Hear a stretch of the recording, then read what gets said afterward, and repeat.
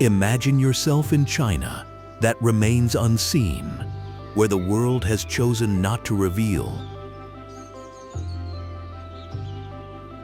Landscapes that are less like destinations and more like whispers of another realm.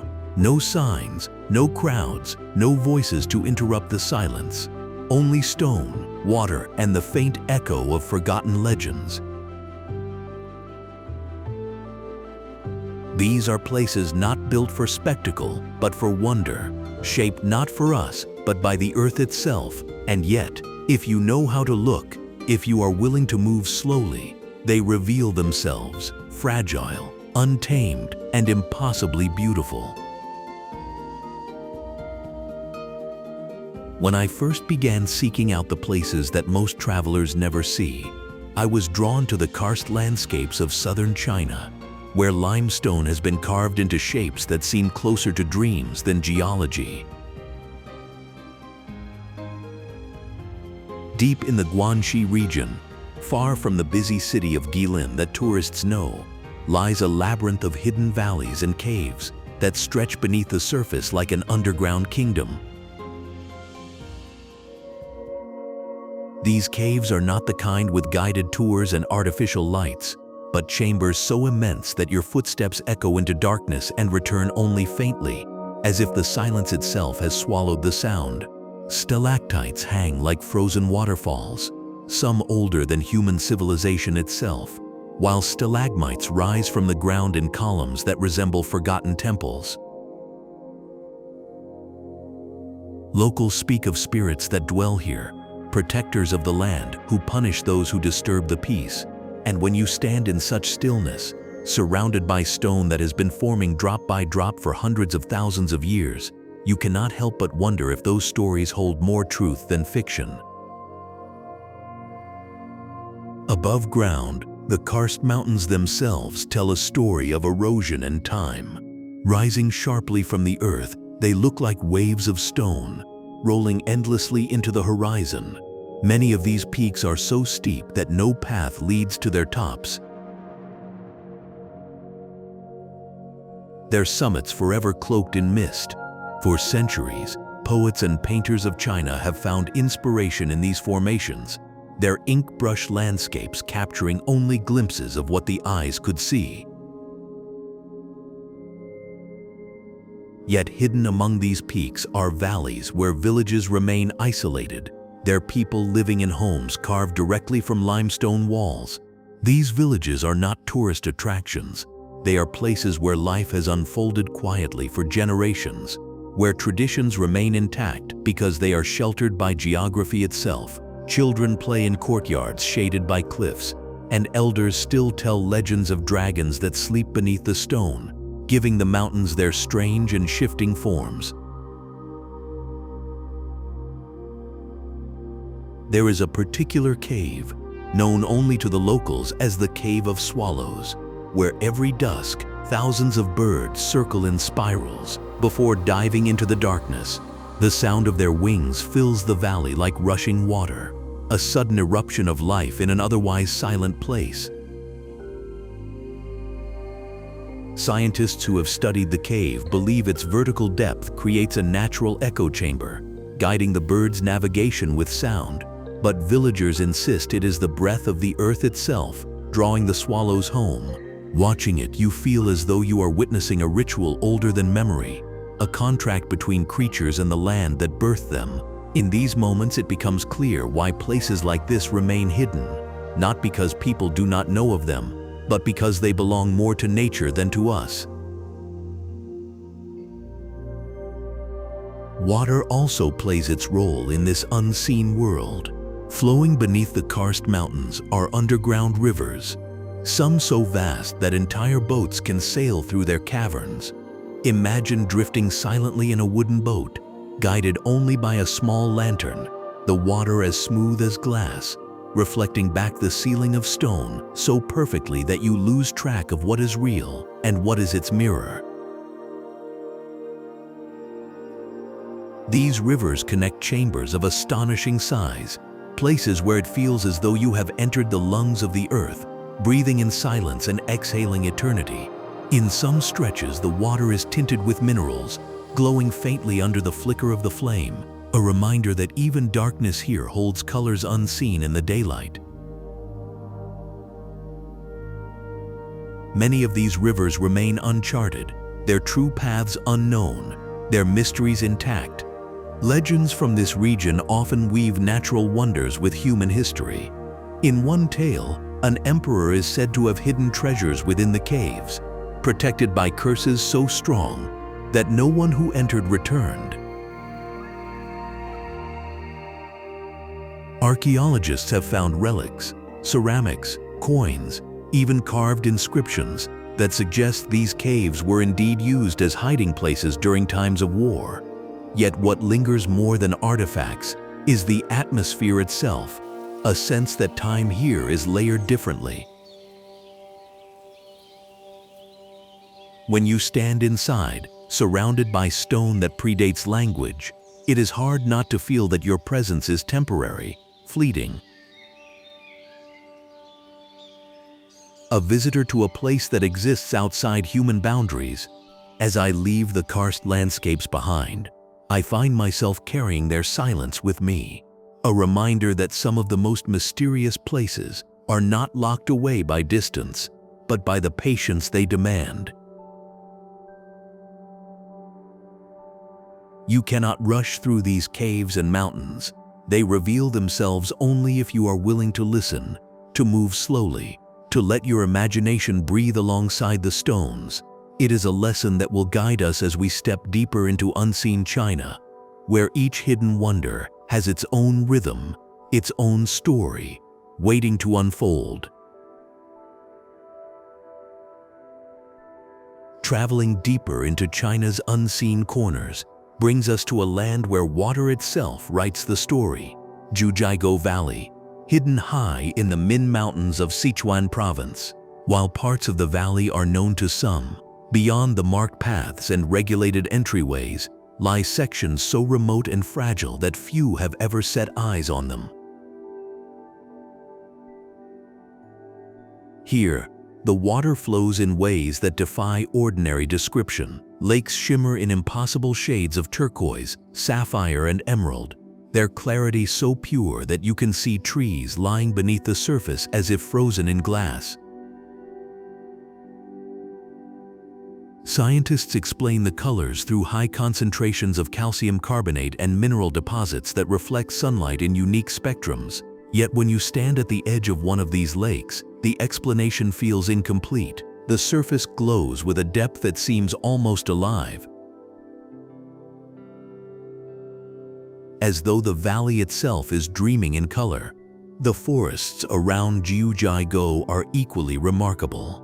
Ancient spruce and fir trees line the slopes, their roots gripping stone with quiet persistence, while autumn transforms the canopy into flames of gold and crimson, mirrored perfectly in the still waters below. It is not just beauty that makes this place mysterious, but the balance it maintains between resilience and fragility. Earthquakes have reshaped the valley countless times, yet each time nature rebuilds, creating waterfalls that seem to appear overnight, cascading in sheets of white foam that split into 100 smaller streams. Some say these waterfalls sing. The sound is so delicate that it resembles voices layered over one another, a natural choir echoing through the gorge. For the Tibetan communities who have lived here for centuries, the waters are sacred, believed to be the tears of mountain gods who carved the valley in sorrow and hope. There is one lake known as the Five-Flower Lake, perhaps the most famous for its shifting shades of blue, green, yellow, and even deep indigo, all visible at once like a palette spilled across the earth. Beneath its surface lie fallen trees that appear petrified, yet they are not stone, they remain wood, preserved by the mineral-rich waters. To look down into this lake is to peer into a secret archive of centuries, where each fallen trunk tells the story of storms, seasons, and time passing quietly. Many who visit describe losing track of the minutes, even hours, while staring at the water. It is not hypnosis but something gentler, as if the valley persuades you to stop measuring life by clocks and instead by the rhythm of water and wind. Yet beyond the lakes known to the public, Jujigo stretches into valleys rarely photographed, where small villages cling to the slopes and trails fade into wilderness. These hidden sections contain lakes that are not even named, their reflections never captured in travel guides. Local Tibetans often avoid these secluded waters, saying they belong to spirits who do not wish to be disturbed. Some scholars suggest that the reluctance to name or visit them is itself a form of protection, a way of keeping them untouched in an age where every place risks becoming a destination. Whether you believe in spirits or in silence, the result is the same. Entire landscapes remain unseen, held back from the world as if to preserve their purity. Wildlife here adds to the mystery. The valley shelters golden snub-nosed monkeys, their faces framed by pale fur like masks of another age. They move in groups through the high canopies, their calls echoing faintly across the slopes. Giant pandas once roamed here more freely, though now sightings are rare, a reminder that even the most iconic creatures prefer seclusion when given the chance. The combination of crystal lakes, sacred forests, and elusive wildlife makes Jujigo not just a natural wonder, but a living sanctuary, one where each element depends on the other in fragile harmony. Standing at the edge of a lake at dusk, when the water reflects both the fading sky and the first lanterns of distant villages, you feel the pull of this unseen China most strongly. It is not about discovering what no one has ever found. It is about realizing that some wonders are meant to remain only partly visible, glimpsed but never possessed. Jujigo whispers this lesson through its waters and forests, a reminder that mystery is not something to be solved, but something to be honored. And so, as we move forward, we carry with us the echo of lakes that change color, waterfalls that sing, and forests that seem to breathe, knowing there are still valleys here that no map will ever show. Far to the west, where the land begins to stretch toward the deserts of Central Asia, lies a place so stark and unforgiving that it feels more like another planet than a corner of our world. The Taklamakan Desert, known by locals as the Sea of Death, is one of the largest shifting sand deserts on Earth. Its name is often translated as the place from which no one returns, and it is not an exaggeration. Waves of sand stretch for hundreds of miles, rising and collapsing with winds that howl like a restless sea. Daytime temperatures scorch the air, climbing to unbearable heat, while nights plunge into sudden, cutting cold. Yet hidden beneath this hostile surface lie mysteries that have baffled explorers and historians for centuries. Entire ancient cities swallowed by sand remain buried here, remnants of a time when the Silk Road wound through its edges, carrying goods, ideas, and stories between East and West. One of the most haunting discoveries from the Taklamakan is the collection of ancient mummies preserved not by human effort, but by the desert itself, found near Lulan, a vanished city swallowed by the dunes. These mummies are thousands of years old, their clothing still vibrant with color, their features startlingly intact. The dry air and salt-laden soil kept them frozen in time, offering glimpses into cultures long lost. Some of the faces are distinctly non-Chinese, evidence of the diverse travelers who passed through these trade routes millennia ago. Scholars argue about who they were, where they came from, and why their cities fell silent. But as you stand near the edges of the desert and imagine entire civilizations erased by sandstorms, you feel the weight of impermanence, how quickly even the proudest human efforts can be undone by nature's hand. The desert itself is not empty of life. Though rare, oases break the monotony of sand with sudden bursts of green, fed by underground rivers that snake invisibly beneath the dunes. These patches of fertility were once lifelines for traders crossing the desert, and even today, small communities cling to them, their lives shaped entirely by water's presence or absence. Imagine traveling across endless dunes, your throat parched, your body weary, and then stumbling upon a grove of poplar trees shimmering in the heat. To find life here feels like discovering a secret, one guarded fiercely by the desert, one not offered freely. Locals tell stories of travelers led astray by mirages, chasing visions of water only to vanish forever into the sands. To walk here is to understand why legends of spirits and curses cling so tightly to this land. In certain parts of the Taklamakan, the sand itself seems alive. Wind moves it in great waves that roar and shift like the ocean, creating what scientists call singing dunes. When disturbed, the sand releases a deep, humming vibration, a sound that carries across the emptiness like a warning or a song. Ancient travelers spoke of these sounds as voices of the dead, lost wanderers whose cries were carried by the desert forever. Today, researchers explain the phenomenon through friction and grain size, but the sound itself remains chilling, an eerie reminder that even in silence, the desert speaks. Standing among the dunes as the wind begins to rise, you hear it too, a low vibration that grows into a chorus, vibrating not just in the air but in your chest, as though the land itself is trying to communicate with you. The Taklamakan is not just a desert, it is a vault of secrets. Archaeologists believe that countless ruins still lie buried beneath the sand, undiscovered temples, palaces, and caravanserais waiting silently in the dark. Each sandstorm erases paths and reveals new fragments, a broken piece of pottery, a carved wooden relic, the corner of a forgotten wall. It is a reminder that mystery is not always hidden behind beauty. It can also be wrapped in desolation, in landscapes that seem to resist life itself. Yet the desert holds memory as tightly as stone caves or sacred mountains. To walk here is to feel both fear and reverence, to know that you are in a place that has swallowed whole civilizations but still whispers their presence through the shifting grains.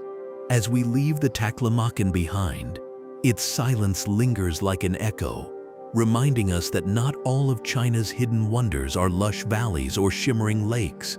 Some are harsh, stripped to their bones, offering no comfort yet holding secrets of immense depth.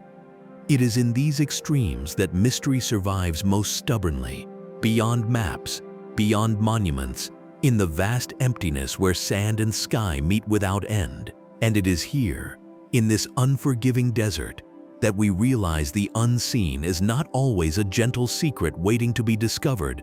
Sometimes, it is a truth that resists us, a reminder that some places are meant to remain only partly known.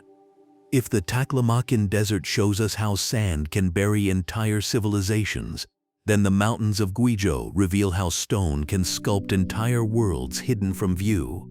Deep within this remote province, far from the commercialized landmarks, lies a network of caves so vast and complex that explorers have only begun to chart them. The Miao and Dong ethnic groups who live in the surrounding hills have long told stories of dragons and ancestral spirits living beneath the earth, and when you descend into these caverns, it is not difficult to see why. The chambers stretch wider than cathedrals, ceilings lost in darkness, walls glistening with minerals that catch the glow of a lantern like stars scattered across a night sky. Some caves here, like the Zhijin cave system, run for miles underground, a labyrinth where each step feels like moving deeper into the lungs of the planet. The air inside these caves is thick, cool, and damp, filled with the slow drip of water that has shaped the stone over millions of years. Stalactites hang in forests of frozen stone, while stalagmites rise like guardians waiting silently in rows. In some chambers, mineral formations resemble animals, gods, or even towering pagodas, so lifelike that villagers insist they were carved by supernatural hands. Scientists explain them through the slow accumulation of calcium carbonate, drop by drop, century after century. But when you see a column stretching 30 meters high, perfectly symmetrical as though designed, you cannot help but feel you are standing before something intentional, something alive. Legends say these caves are the doorways to another realm, and when your lantern flickers against the endless dark, the idea feels less like myth and more like possibility. One cave in Guizhou is so immense it has its own weather system. Clouds form inside its vast chamber, mist gathering as though the earth itself exhales into its hollow lungs. Explorers have documented rain falling underground, a phenomenon that feels impossible until you witness droplets shimmering in the faint light, falling from a ceiling you cannot even see. The villagers who live above never enter, believing that spirits guard the chamber, and perhaps they are wise. To stand in an underground storm is to feel the limits of human understanding, to realize that mystery often lies not in the distant stars, but right beneath our feet.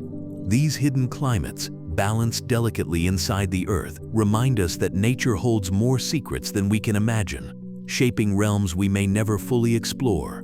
Beyond their natural wonder, these caves carry traces of human history. Archaeologists have uncovered bones and artifacts deep within, suggesting that humans sought shelter here tens of thousands of years ago. Pottery shards, stone tools, even carved markings remain, silent testimonies of lives lived in the dark. Some of the markings are still undeciphered, their patterns hinting at ritual rather than language, as if early humans already felt the spiritual weight of these spaces. In one chamber, soot marks on the ceiling reveal the faint record of fires lit so long ago that dynasties had yet to rise. Standing where those flames once flickered, you feel connected to a lineage of survival and awe, generations who looked upon the stone with the same wonder that you do now. But Guizhou's hidden world is not only underground. The province is also home to stone bridges formed entirely by nature, arches spanning rivers without human hands to build them. The most famous is the Zhangjiajie Bridge, a natural arch stretching across a gorge, so perfect that it appears constructed by some ancient engineer. Yet it is the smaller, lesser-known arches, hidden deep in forest valleys, that carry the most mystery. Covered in moss, echoing with the sound of rushing water beneath, they appear suddenly on mountain paths like gateways to forgotten realms. For the villagers who farm nearby, they are not bridges but sacred thresholds, places where offerings are left to ensure good harvests or protection from floods. In their presence, you understand that China's unseen wonders are not only landscapes but living bonds between people and the land they inhabit. As the journey through Guizhou ends, what lingers is not just the sight of caves vast enough to hold storms or arches strong enough to outlast centuries, but the realization that mystery here is part of daily life. It is not separated from survival, not set aside as mere spectacle, but woven into the rhythm of farming, of storytelling, of reverence. In this corner of China, the unseen is not hidden because it is remote or forbidden, but because it exists in a balance so delicate that few dare to disturb it. Leaving these mountains, you feel as though you are leaving behind not just a landscape, but a relationship, one that has quietly endured between people and the unseen world beneath their feet. Traveling eastward, away from the deserts and the stone forests, we arrive at a region where mountains rise not only in scale, but in spirit. Deep within Hunan province lies a landscape so otherworldly that it feels sculpted for legends. Zhangjiajie, known for its towering sandstone pillars that pierce the sky like frozen giants, while sections of Zhangjiajie have gained fame through films and tourism. Vast stretches remain unseen, hidden in valleys where paths fade into moss and peaks disappear into endless mist. It is in these less visited areas that the true mystery of this land reveals itself, where cliffs echo with silence and the stone itself seems alive with memory. The pillars here are unlike anything else on Earth. Some rise over 200 meters straight into the clouds, their tops flattened into platforms where small groves of pine cling stubbornly, their roots gripping stone as if holding on to the very sky.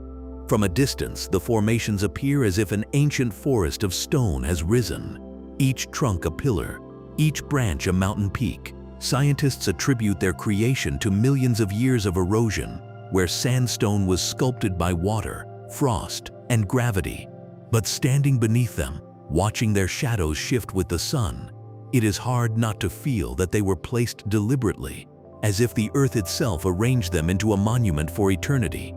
Legends tie these formations to the stories of immortal beings, warriors who turned to stone after battles, or guardians placed to protect the valleys from evil. In villages tucked between the cliffs, elders tell tales of people who vanished into the mist, never to return, their voices carried away by the mountains themselves.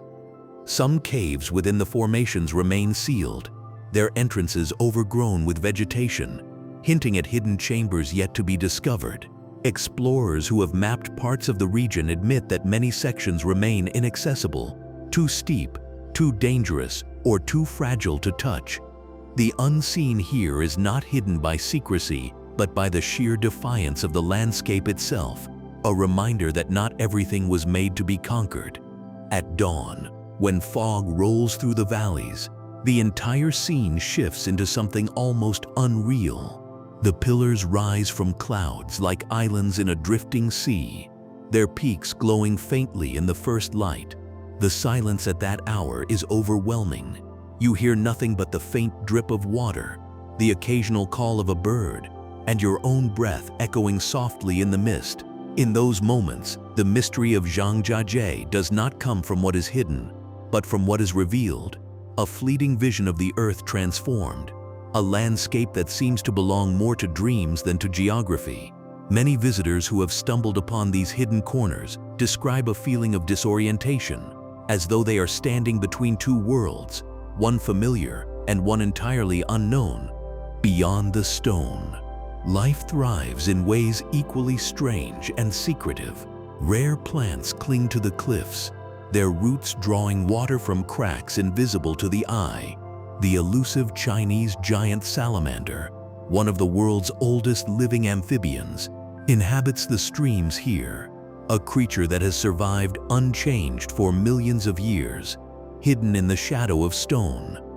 The forests shelter golden pheasants, whose feathers shimmer with impossible colors, flashes of gold and scarlet breaking the green. Each life form here carries its own secret, existing quietly in a place where survival itself feels like defiance against gravity and stone. What makes Zhangjiajie most mysterious is not just its physical beauty, but its persistence. These pillars have withstood erosion, earthquakes, storms, and time itself, yet they remain unmoved and unbroken. They stand as witnesses to ages we cannot imagine, to histories long erased, and perhaps to futures we cannot yet see. To walk here is to walk among guardians, each pillar a monument to patience, endurance, and the power of mystery. And as you leave the valleys behind, carrying the image of mist curling around stone spires, you understand that the unseen China is not always hidden below or beneath. It also rises above, reaching into the clouds, daring us to look up and wonder. Far to the southwest, where China brushes against the borders of Myanmar and Laos, there lies a province that has always held an air of mystery, Yunnan. It is a land of staggering diversity, home to snow-capped mountains and subtropical jungles, to rare creatures and ancient tribes, to landscapes that shift so quickly that a single day's journey can feel like crossing continents. Hidden deep within Yunnan's heart are places that few outside the region have ever seen. Valleys where clouds gather like oceans, lakes that reflect entire constellations, and stone formations so strange that they appear to defy natural law. If China has a treasure chest of unseen wonders, Yunnan may well be the key.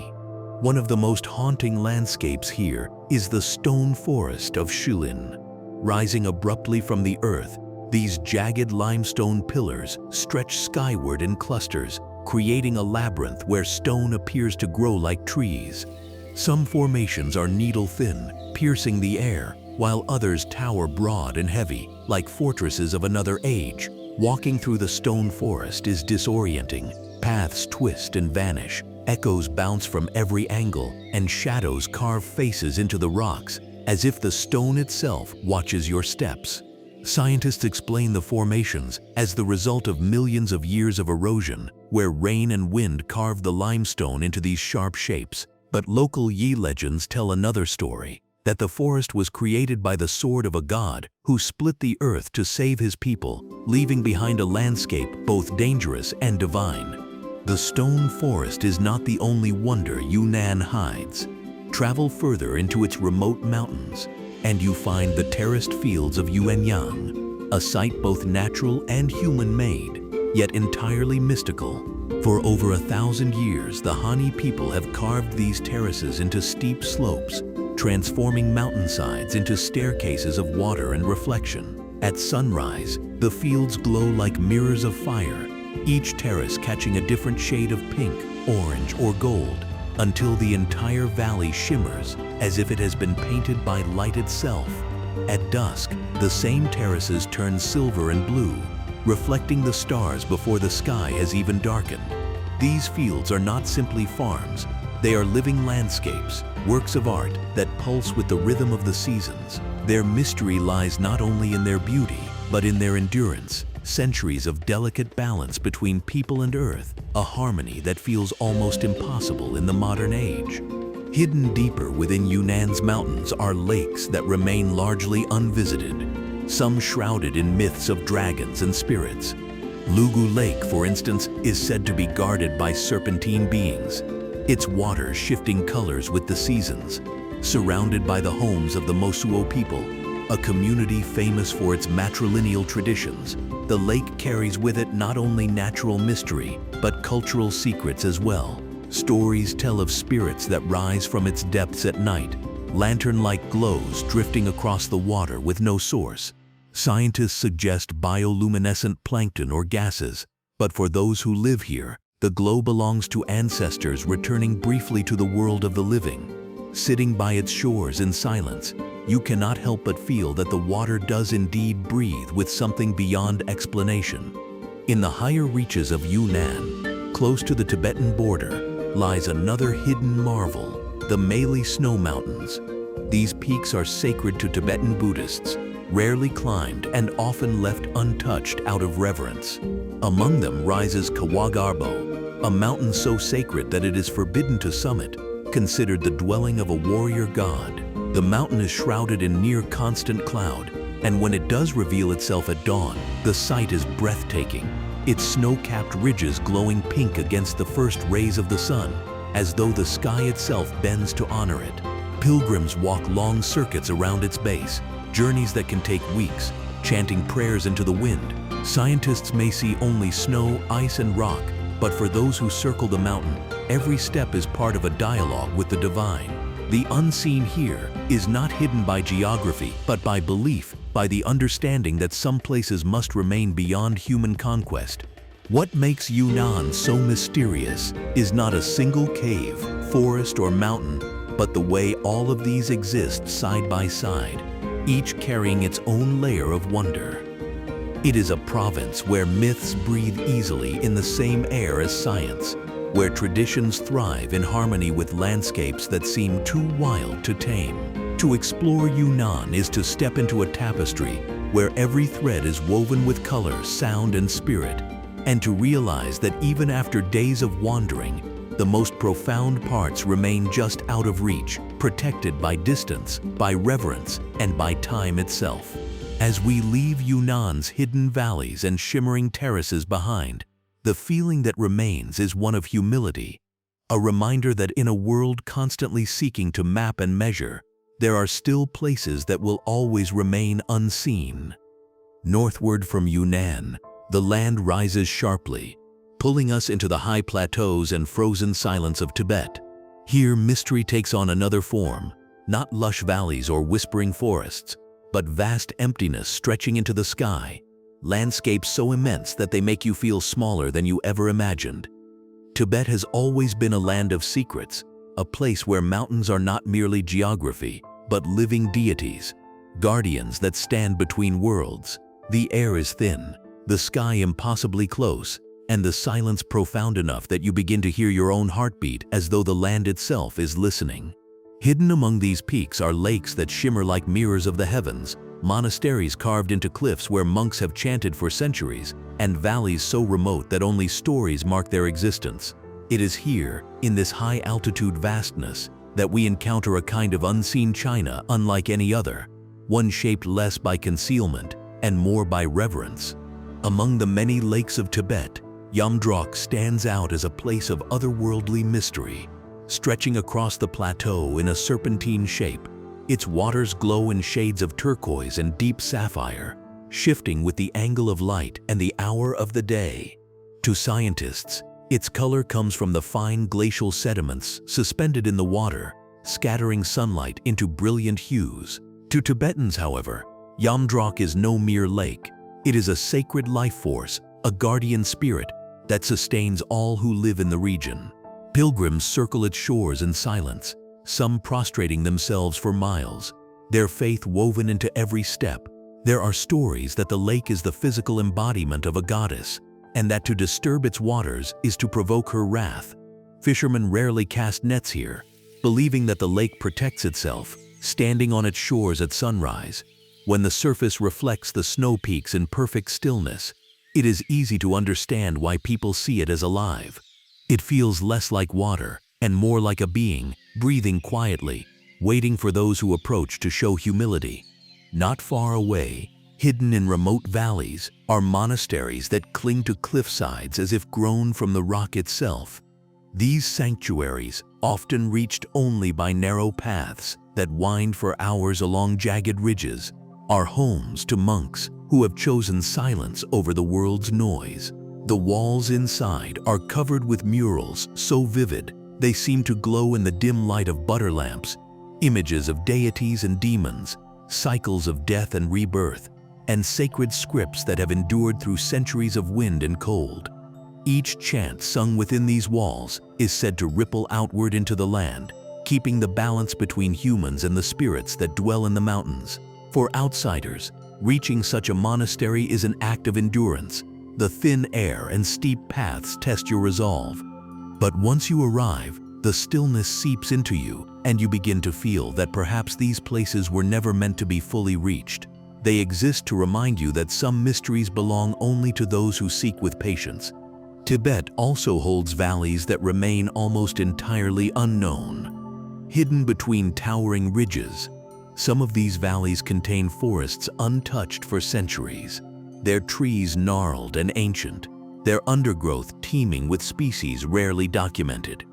In local legends, these valleys are described as Bayul, hidden lands created by enlightened beings, sanctuaries of peace where the faithful may take refuge during times of crisis. Whether or not you believe in such prophecies, the valleys do exist, and many remain largely unexplored. Researchers who have ventured into a few of them speak of biodiversity unmatched elsewhere, ecosystems thriving in secrecy, balanced in a way that feels almost deliberate.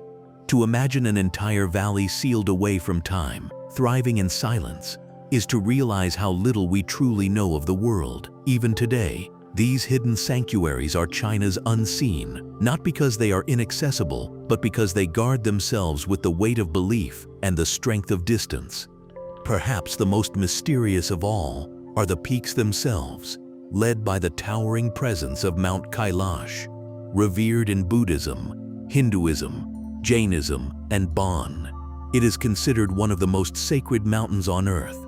What makes Kailash extraordinary is not only its spiritual weight, but the fact that no one has ever summited it. Climbers who have approached the idea often stop short, overwhelmed by reverence or deterred by treacherous conditions. Local belief holds that to climb Kailash is to commit sacrilege, to disturb the dwelling place of the gods. Instead, pilgrims walk its base in ritual circuits, some spanning weeks, believing that each step erases lifetimes of sin.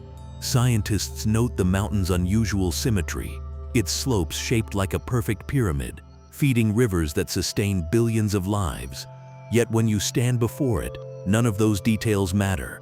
What matters is the silence, the sense that the mountain is not simply stone, but a presence, a reminder that some wonders remain unseen, not because they are hidden, but because they choose not to be touched. As we leave Tibet's high plateaus, and return to lower lands, we carry with us not just images of lakes glowing in impossible blues or monasteries echoing with chants, but the feeling of mystery preserved by reverence. Tibet reminds us that unseen China does not always resist discovery with cliffs or deserts. It sometimes hides behind belief, behind the quiet pact between humans and the sacred. And perhaps that is the greatest mystery of all, that the unseen is not only what lies beyond reach, but what lies before us, in plain sight, veiled not by distance, but by meaning.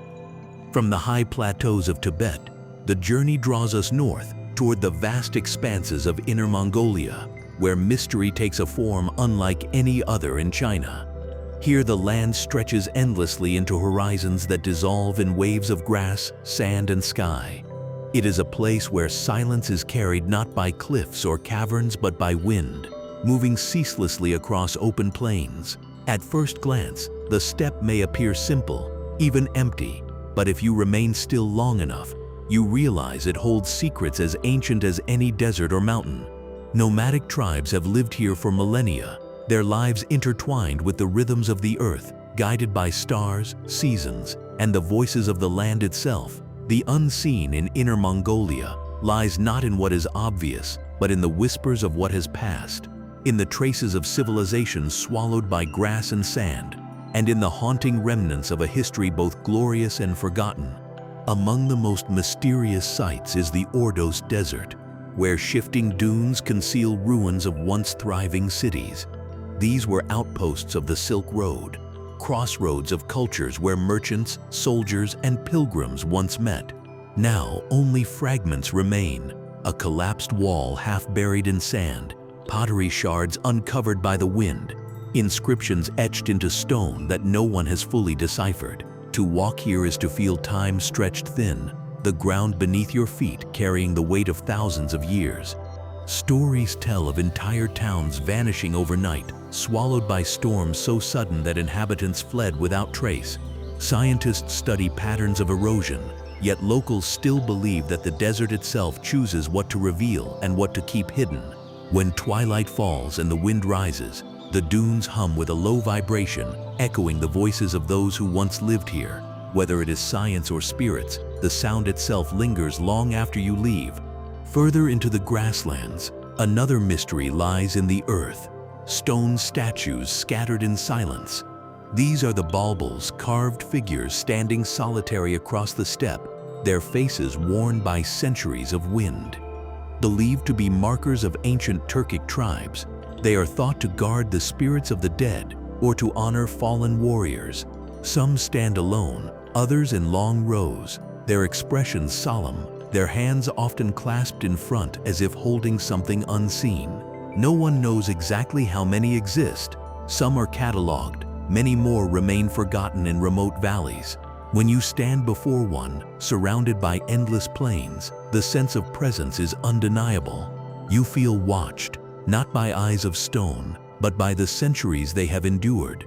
They are silent guardians of a world that once thrived here, keeping its mysteries hidden in plain sight. Yet Inner Mongolia's unseen wonders are not only relics of the past. Nature here carries mysteries still unfolding. In certain valleys, strange humming can be heard at night, a resonance that seems to come from the earth itself. Geologists attribute it to underground cavities or shifting groundwater, but nomadic herders say it is the breath of the land, a voice that guides them through darkness. Lakes appear suddenly, formed by shifting sands, their waters lasting only a season before disappearing. Herds of wild horses roam the plains, their movements so fluid that from a distance they resemble waves of the earth itself.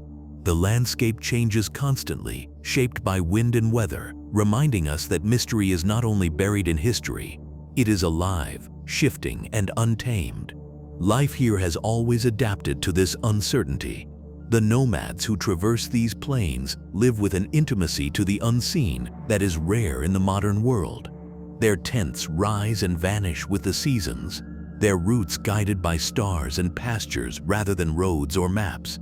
Around campfires, they tell stories of sky spirits, of wolves that guide the lost, of ancestors who still ride with the wind. For them, The unseen is not frightening but essential, a reminder that life is fragile and must flow with the land rather than against it. To join them even briefly is to step into a rhythm older than cities, one where the horizon itself becomes your companion. As we leave the grasslands behind, the sense that lingers is one of vastness, an understanding that mystery does not always hide in deep caves or remote valleys, but sometimes in the open, in spaces so wide they resist being claimed. Inner Mongolia reminds us that the unseen can be carried in silence, in ruins half buried, in statues left standing against the wind, and in the endless sweep of sky over land. It is here, in the quietest of landscapes, that we realize the unseen is not only what is hidden from us, but what refuses to be held, what drifts with the horizon, always just beyond reach. Eastward from the vast grasslands of Inner Mongolia, the land transforms once again, and mystery takes the shape of water and stone intertwined. In the remote reaches of Guangxi province lies a landscape so little known outside of China that even many within the country have only heard it in whispers. Mount Sanqing, rising like a fortress of stone into the clouds, its granite peaks and ridges appear like sculptures carved by unseen hands. Shrouded in near-constant mist, the mountain reveals itself only in fleeting glimpses, as though reluctant to be seen in its entirety. What makes Sanqing so mysterious is not only its natural grandeur, but its profound spiritual presence. For centuries, it has been revered as a sacred site in Taoism, believed to embody the three pure ones, the highest deities of the Taoist pantheon. To step into this mountain is to step into a realm where earth and spirit blur, where stone itself seems alive with purpose. The peaks here rise in shapes that defy imagination. Some resemble figures, immortals, dragons, or wise sages frozen in stone. Others twist like spears aimed at the sky, their tops hidden in drifting clouds.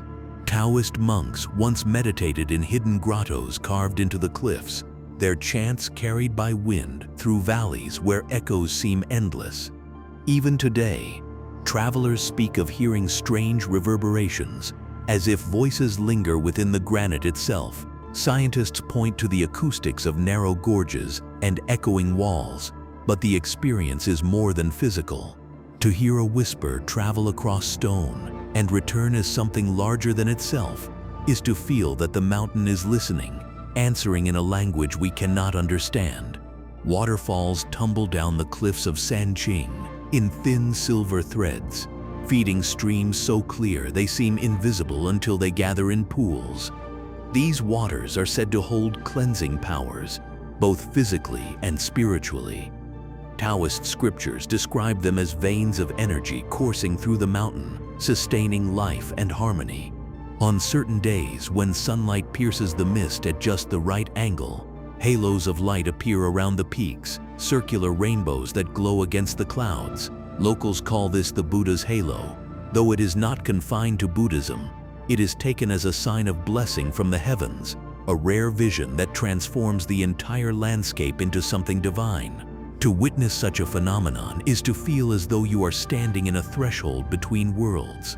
Hidden among the cliffs are shrines and temples, some carved directly into the rock, their doorways half concealed by moss and ivy. Many of these structures date back centuries, their walls covered in inscriptions left by wandering scholars, hermits and monks who sought enlightenment in solitude. Some inscriptions remain clear, while others have faded into the stone, their words unreadable but their presence undeniable. These are not grand monuments for crowds, they are intimate spaces meant for a handful of souls, for quiet prayer and reflection. To stumble upon one in the mist, its incense faint in the air, is to be reminded that mystery often survives in silence, in places where devotion outweighs spectacle. The wildlife of Sanqing also carries its own secrets. Rare plants cling to the cliffsides, species adapted to thin soil and constant mist. Some herbs found here have been used for centuries in traditional medicine, their properties studied but never fully explained. Birds nest in crevices high above, their calls piercing the silence, while macaques roam the lower valleys, their movements both playful and watchful, as if they too are guardians of the mountain. At night, the mountain shifts again, clouds drift lower, stars emerge faintly above, and the entire landscape becomes a dreamscape of silhouettes and shadows. It is easy to imagine why so many legends took root here, why humans have always sensed that this mountain belongs to another order of reality. Leaving Mount Sanqing, what stays with you is not simply the memory of peaks and mist, but the realization that some places carry a presence larger than themselves. The unseen here is not hidden in caves or buried in deserts. It is woven into the very stone, into the way light bends, water flows, and sound reverberates. Sanqing reminds us that the most profound mysteries are often not those we discover, but those we feel subtle, elusive, and impossible to hold. It is a mountain that does not reveal itself fully, and perhaps that is the essence of its mystery, that it remains always just beyond complete understanding, a living secret rising into the clouds. Moving south from Jiangxi, we come to Fujian province, a land of rolling hills, winding rivers, and coastlines that stretch toward the Pacific. At first, it may seem less dramatic than the towering spires of Zhangjiajie or the deserts of the West, yet Fujian holds mysteries of its own, ones not carved only by nature, but by the hands and traditions of its people. Hidden in valleys and surrounded by tea-covered hills are structures unlike anything else in the world. The Tulu, vast circular fortresses of earth that have stood for centuries. To approach one for the first time is to be confronted with a riddle in architecture. How could entire villages be contained within walls of clay? How could structures so simple endure storms, earthquakes, even wars, and still stand today, alive with families? And why do they feel so secret, so tucked away from the world, even though they have always been there? The Tulu are massive, some stretching more than 70 meters across, with walls that rise 5 or 6 stories high. From the outside, they resemble great drums or castles, austere and closed, with only a single fortified gate. But step inside, and the space transforms into a living circle. Wooden balconies rise around a central courtyard, doors open into kitchens and bedrooms, smoke drifts gently from hearths, and children run through corridors echoing with laughter. Dozens of families live within a single Tulu, their lives intertwined like threads in a tapestry. The walls are made from tamped earth mixed with stone, bamboo and wood, materials humble yet remarkably resilient. Some of these structures are over 700 years old, yet they feel timeless, as though the earth itself chose to remain standing in human form. What makes the Tulu so mysterious is not just their endurance, but their purpose. Built by the Hakka people, a group that migrated south centuries ago, the fortresses were designed for protection as much as community. Surrounded by forests and mountains, the Hakka faced raids and unrest, and so they built homes that were both dwellings and fortifications. Within the thick walls, families could live, farm, and thrive in safety. Sealed from the outside world, for centuries, these round houses were misunderstood by outsiders.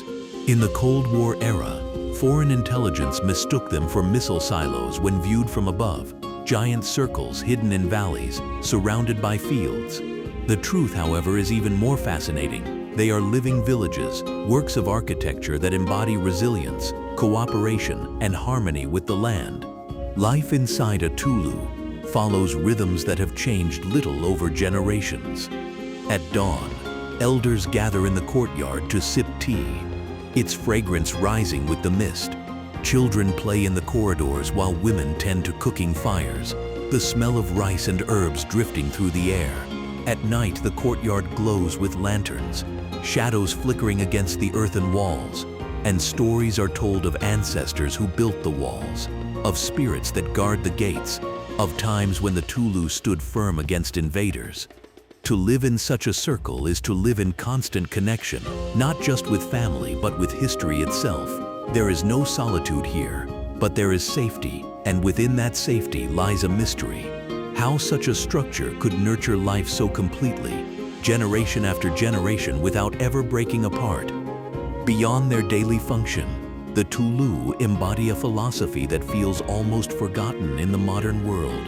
Their circular form reflects ideas of unity and equality. No family is higher than another. Each balcony has its place.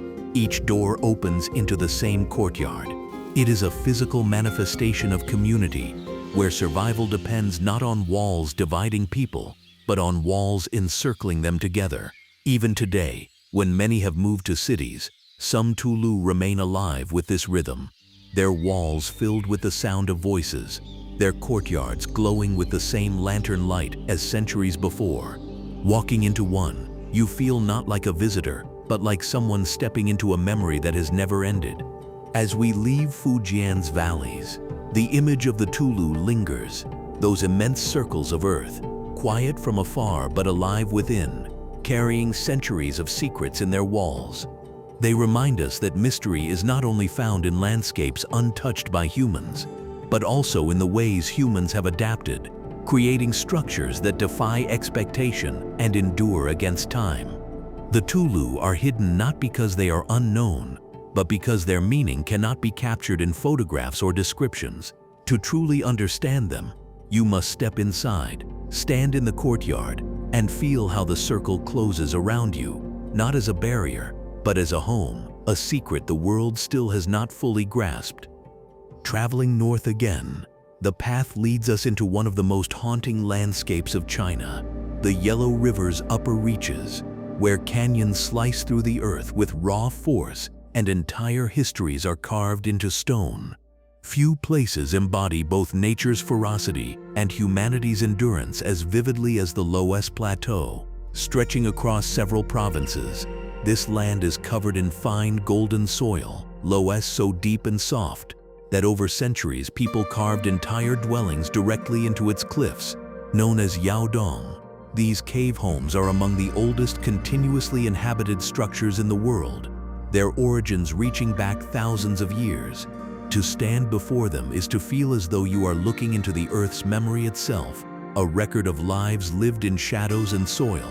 The Yaodong appear as rows of arched doorways carved into hillsides, their interiors cool in the sweltering summer and warm in the biting cold of winter. For generations, families have lived here in silence, broken only by the crackle of fires or the laughter of children echoing down narrow tunnels. The walls are smooth, sculpted by hand, yet shaped by time into something organic, like the inside of a shell. Some dwellings run deep, branching into networks of rooms and courtyards invisible from the outside. To wander through them is disorienting. Light falls unevenly, shadows stretch long, and the sense of enclosure is profound. These are not ruins. Many are still lived in today, unchanged in form for centuries, though hidden from modern eyes that rarely seek them out. But the mystery of the Loess Plateau goes beyond its human dwellings. The land itself carries secrets that reach back to the Ice Age. Layers upon layers of Loess soil, blown in by winds over tens of thousands of years, form deposits hundreds of meters thick. Within these layers, scientists have uncovered fossils, pollen, and even traces of ancient climates, making the plateau one of the most important natural archives on Earth. Each layer tells a story: the rise and fall of temperatures, the expansion of deserts, the migration of species. And yet, despite its scientific value, the plateau feels fragile, almost otherworldly. Its surface erodes easily, carving gullies and ravines that grow wider with every rainfall.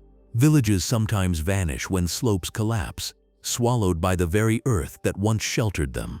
Life here has always been precarious, balanced between resilience and disappearance.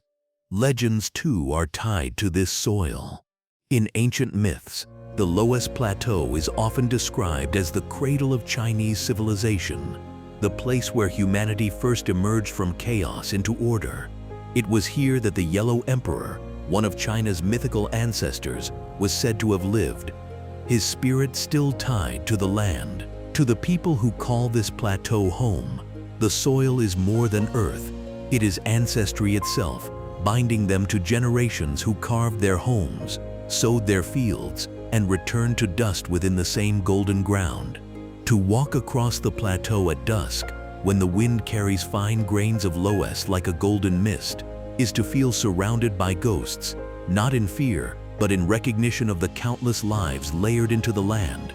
What makes the Loess Plateau especially mysterious today is its survival in silence. Modern China rushes forward with glass towers and neon cities. Yet here, life remains carved into cliffs, sustained by traditions that resist erasure. Travelers who venture here often describe a strange sensation, the feeling that time bends. In one moment, you watch a child playing with a mobile phone. In the next, you see an elder guiding an ox across terraces that look unchanged for 1,000 years. The present and the past exist side by side, blurred together in soil that has always been both home and grave. The unseen here is not hidden by distance, but by the quiet persistence of people who live outside the pace of modern time. As we leave the Loess Plateau, what remains is not just the image of cave homes glowing faintly with lantern light, or canyons echoing with wind, but the realization that mystery can reside in something as simple as earth. The unseen is not always dramatic, not always carved into mountains or shimmering in lakes. Sometimes it lies in soil that remembers more than we ever could, in the ground beneath our feet that holds both the history of humanity and the secrets of the planet itself. The plateau whispers to those who listen that endurance is its own kind of mystery, and that the earth itself is a keeper of stories too vast to ever be fully uncovered. Traveling further east, the land shifts once again, and mystery returns in the form of water. Hidden within the mountains of Zhejiang province lies one of China's most extraordinary and least understood marvels, Qiandao Lake, the Thousand Island Lake. At the surface, it appears as a vast, glittering reservoir, dotted with green islands that rise like jewels from the water.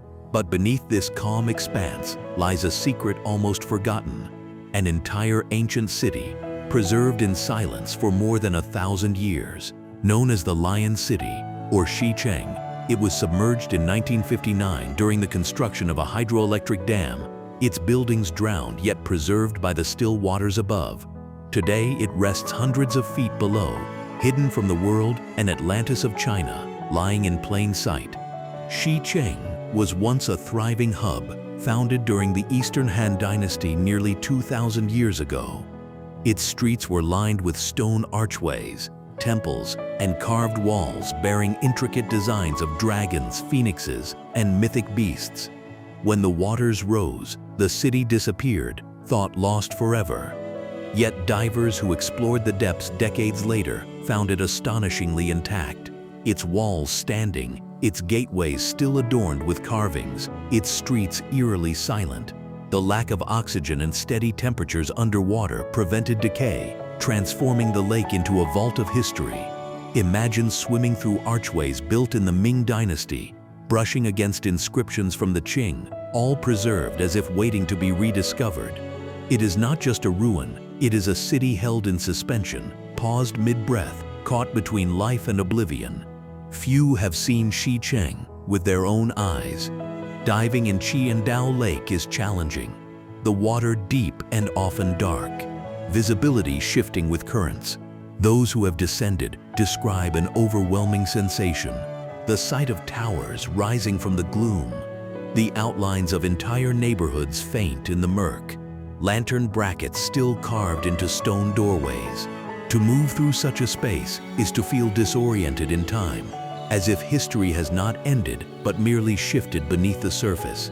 The silence there is profound. No footsteps, no voices, only the sound of bubbles escaping into the dark. It is a mystery preserved by accident, a reminder that even human progress, which drowned the city in the first place, could not erase its presence.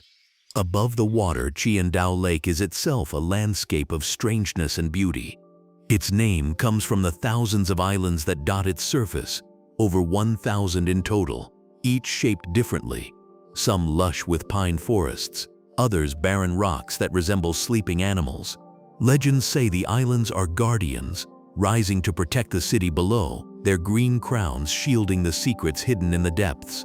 Fishermen speak of odd currents, of places where nets catch on unseen structures, of shapes moving in the depths that cannot be explained by fish alone.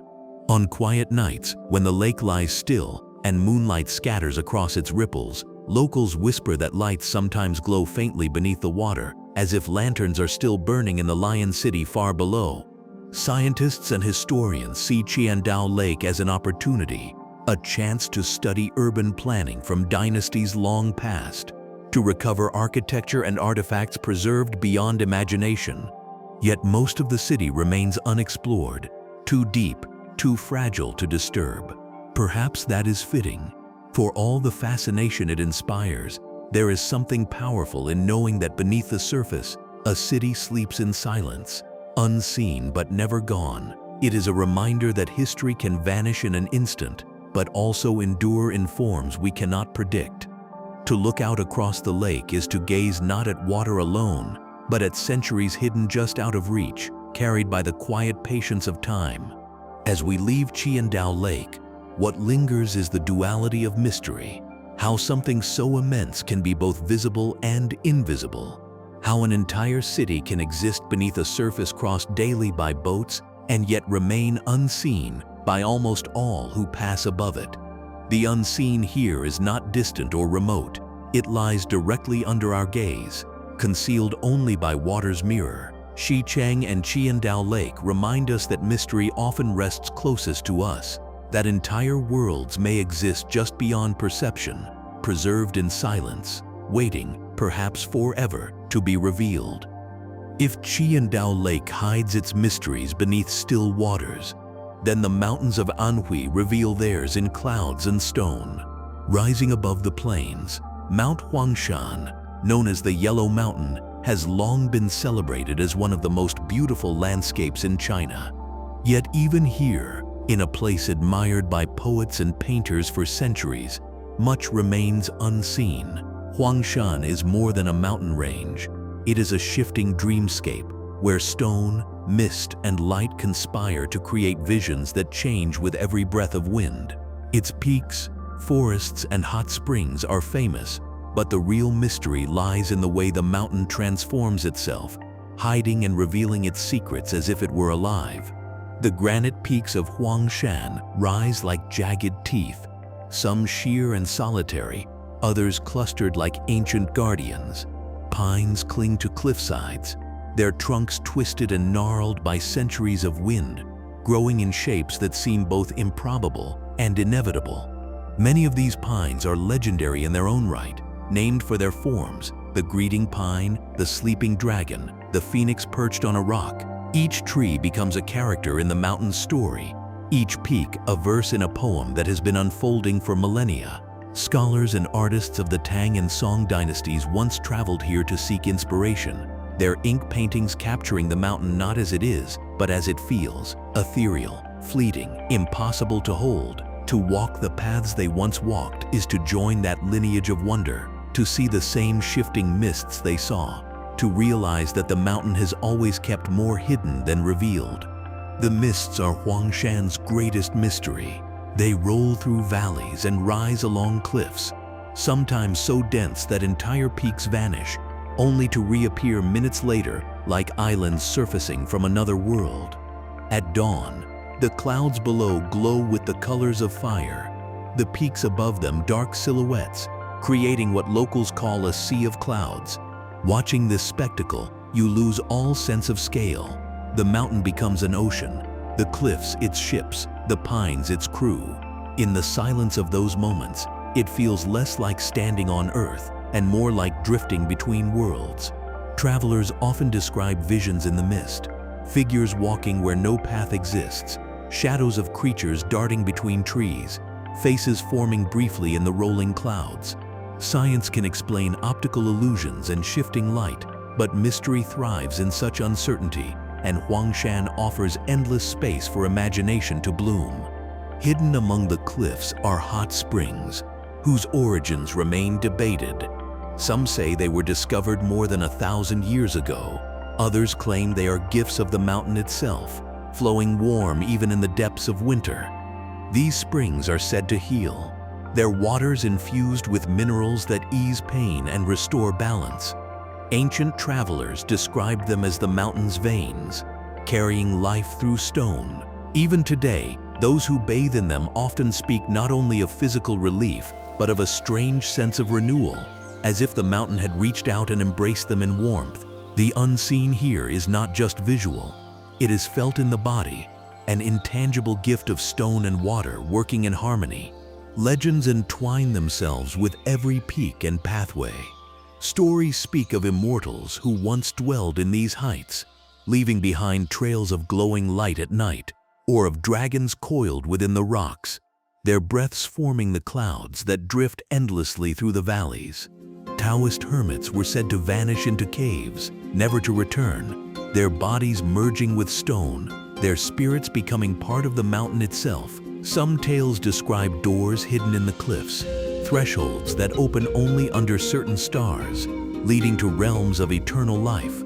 Whether you believe them or not, walking through Huangshan's mist-filled passes, you feel the weight of these stories pressing close, as if the mountain itself whispers them through the wind.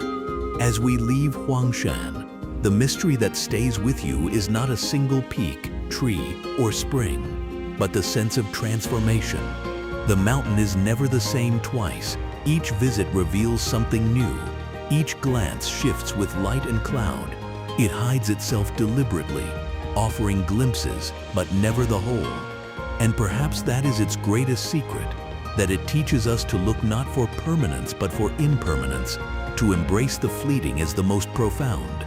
In Huangshan, the unseen is not concealed forever, but revealed only in moments. Moments you cannot command, but can only receive. And once received, they linger, as unforgettable as dreams you carry into waking life. Traveling westward once again, we arrive in Gansu province, where the ancient Silk Road once carried caravans of traders, monks, and wanderers across deserts and mountains. Hidden here, carved into cliffs of ochre and gold, lie the Mogao caves, often called the Caves of 1,000 Buddhas. At first glance, they may appear to be a relic of religion and art, but their mystery runs deeper. For they are not just monuments to faith, but vast vaults of knowledge, guardians of secrets that remained untouched for centuries. To stand before the cliffs is to see hundreds of doorways carved into stone, each one leading into chambers where color still glows, where silence still holds the echoes of chants sung 1,000 years ago. Inside, the caves are breathtaking. Walls, ceilings, and even the smallest corners are covered in paintings, murals that stretch across entire chambers, telling stories of gods, kings, demons, and pilgrims. Some depict the life of the Buddha in vivid detail. Others illustrate the journey of monks across deserts, their figures walking endlessly against backdrops of mountains and stars. The pigments made from minerals and precious stones have lasted with astonishing brilliance. Blues from lapis lazuli brought from Afghanistan, reds from cinnabar, greens from malachite, all traded along the Silk Road, all blended into visions that seem alive even now. To step inside is to step into a world that was never meant to be silent. It was meant to be sung, prayed, lived within, and yet here it rests in stillness, preserved by the desert that surrounds it. What makes the Mogao caves so mysterious, however, is not only their beauty, but their secrets. In 1900, a Taoist monk named Wang Yuanlu discovered a hidden chamber behind a wall, an entire library sealed away, untouched for nearly 1,000 years. Inside were tens of thousands of manuscripts, scrolls, and paintings, covering every subject imaginable: religion, medicine, astronomy, literature, music, even contracts and letters of everyday life. Among them was the Diamond Sutra, the world's oldest printed book, dated to the year 868, predating Gutenberg's press by centuries. Why such a treasure was sealed remains uncertain. Some believe the chamber was hidden to protect its contents from invaders, others that it was a ritual act of preservation. Whatever the reason, it remained unseen until chance revealed it. and even now many of its mysteries remain undeciphered. The caves themselves seem to hold their own atmosphere, unlike any other place. The air is dry, cool, and faintly scented with dust and pigment, carrying a silence that feels sacred.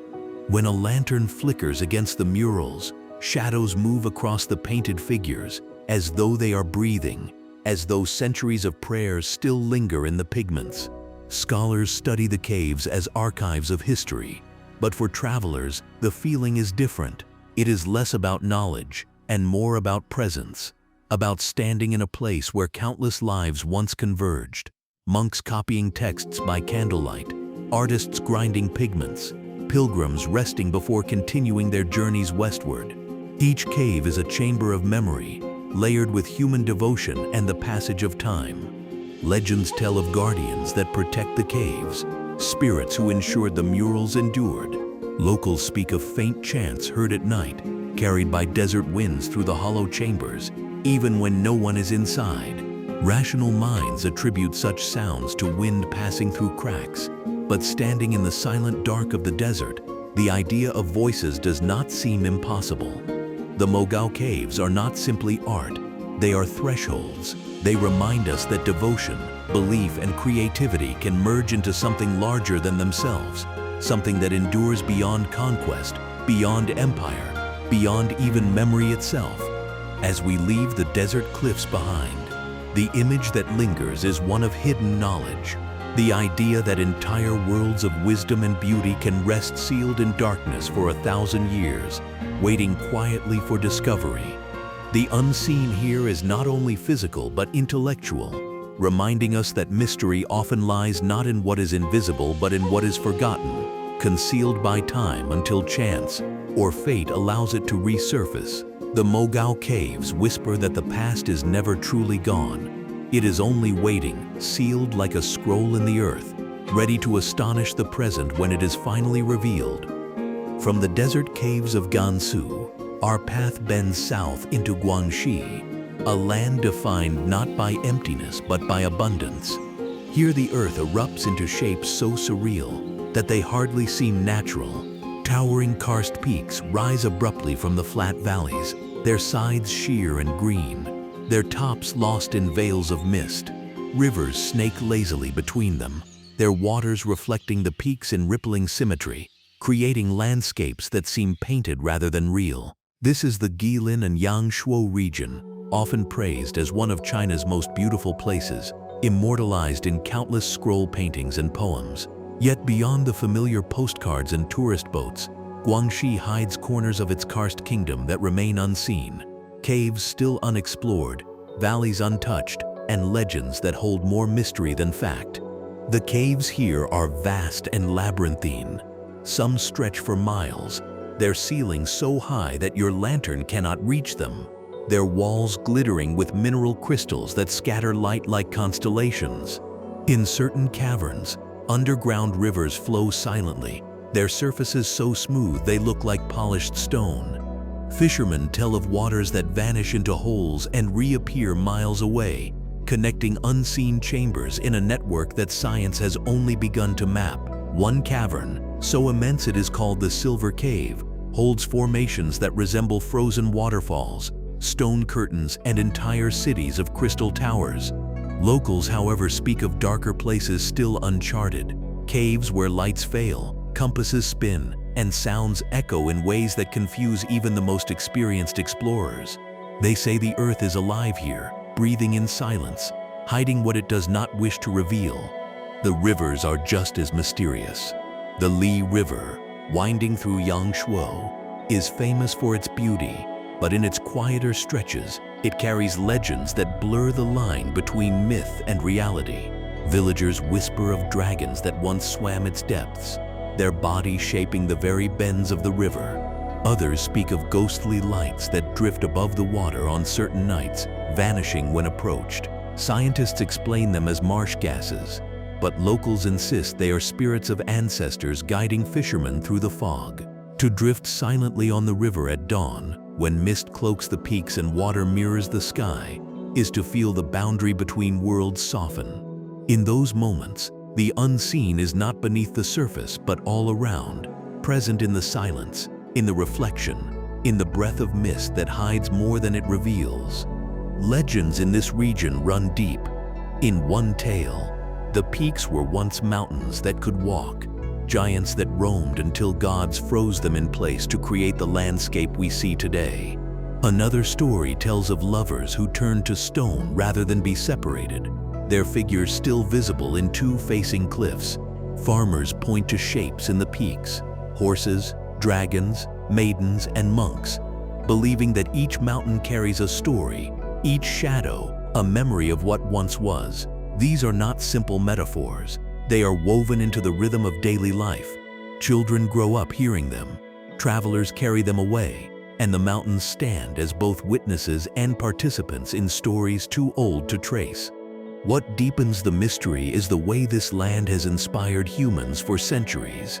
Ancient poets described it as landscapes of immortals, believing that such beauty could not exist in the mortal world alone. Taoist hermits once sought refuge in its caves, meditating among stalactites and underground rivers, believing the formations were bridges to realms unseen. Even today, artists and wanderers come here, searching not for answers but for silence, for inspiration in a land where stone and water seem to conspire to create endless forms. The unseen here is not hidden because it is remote, but because it cannot be captured. No painting, poem, or photograph ever contains the full weight of mist rising over 100 peaks. No description ever conveys the stillness of a river that reflects both sky and stone, until you lose track of where one ends and the other begins. As we leave Guangxi's karst kingdom behind, what lingers is not only the image of sharp peaks rising into mist or rivers winding like ribbons of jade, but the realization that some mysteries are meant to be felt, not solved. The unseen here lies in perception itself, in the shifting of clouds, in the flicker of reflection, in the way landscapes change with every step.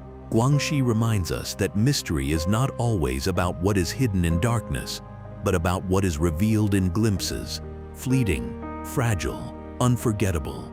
To walk here is to be reminded that wonder is not an answer, but a presence, one that drifts as silently as mist between stone and sky. From the limestone towers of Guangxi, we journey east again, into Jiangsu province, where one of China's most extraordinary mysteries hides not in mountains or deserts, but beneath the calm surface of a lake.